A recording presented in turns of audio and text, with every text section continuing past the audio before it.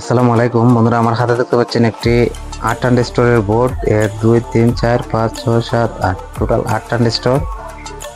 তো আমার আগের একটি বোর্ড ছিল, সেটি নষ্ট হয়ে গেছে। এটি হচ্ছে আপনার নুসরাত ইলেকট্রনিক্স, আর এখন এটা হচ্ছে আপনার মিঠুন ইলেকট্রনিক্স 2024 এর তৈরি আসলে মালটি।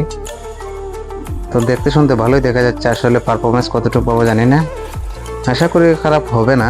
তো আমাদের নর্মাল যে অ্যাম্পলিফায়ারগুলোর জন্য 12 ইঞ্চি বা 15 ইঞ্চি দুইটা স্পিকারের জন্য এগুলো এনাফ।